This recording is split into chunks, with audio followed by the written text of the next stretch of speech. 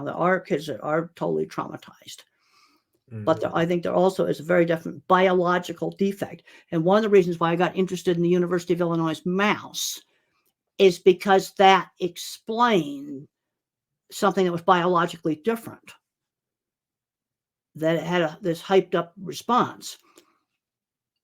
And then when that's why I called the chapter Believe in Biochemistry.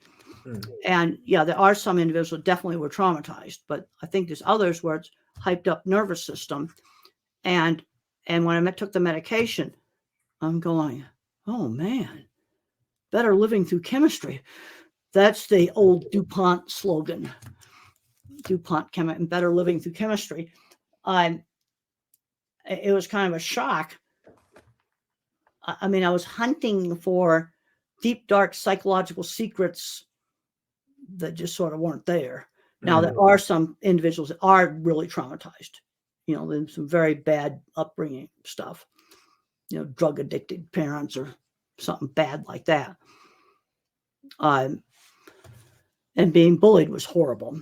That's the worst part of my life. And I had a reporter say to me, what would I tell my younger self? That's what the reporter asked me. And I said, I'd tell my younger self when I was a teenager that life will get a lot better after teenage years. It's hard in the moment, though, isn't it? Oh, yeah, it was horrible. Horrible. Yeah. Absolutely. The worst part of my life was high school and teenage years. And then I went to special school after getting kicked out of 9th grade for chucking a book at a girl. They put me to work running the horse barn. I went to a very expensive school of horse barn management, but I learned how to work. That's another thing that kids aren't learning today, learning how to work. I had to clean those stalls every day, put the horses in and out, feed them the correct amount of grain, make sure I always close the lid on the grain box.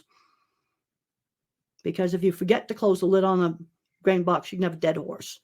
So when someone says responsibility, I see myself closing that big lid and turning the latch to make sure that a horse couldn't get into it.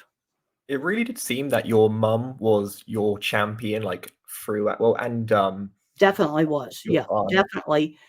But she also had a very good sense of how to push me to do new things.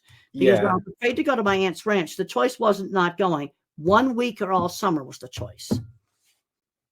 And I got out there and I loved it and stayed all summer. Did you, I know you mentioned that your siblings don't have autism. Did you find any link within your family, like either your mother or your grandparents that may have had Well, I think my father was autistic. He was socially awkward. And did you know much of his side of the family, if it kind of ran in there as well? Well, and there was problems with they used to call the Grandin temper. Okay. He would have dumbest things. We go out to a restaurant. One time he throws a big fit because the oysters were too small. Made a big scene in the middle of a restaurant over stupid oysters being too small. Well, dumb things. One thing that people often ask me is like, Matt, do you have any recommendations of kind of books or things that people should use? Now, of course, I always recommend them to you, but I never know which book in particular should be. Basically, I would, the Autistic Brain and the Visual Thinking book, I would not recommend those for 3-year-olds because there's no way you can tell at that point. Okay, I remember. So we're talking about adults, neurodivergent adults. Fully verbal adults, the 3 books I'd really recommend. My old book, Visual Thinking and Pictures, the new book, Visual Thinking, and the Autistic Brain.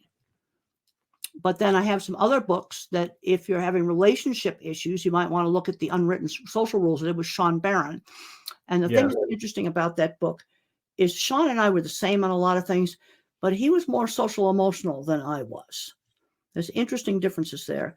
I also have another book called Different Not Less, where 18 people on the spectrum, all employed, discussed their childhood, schooling, early jobs, relationships.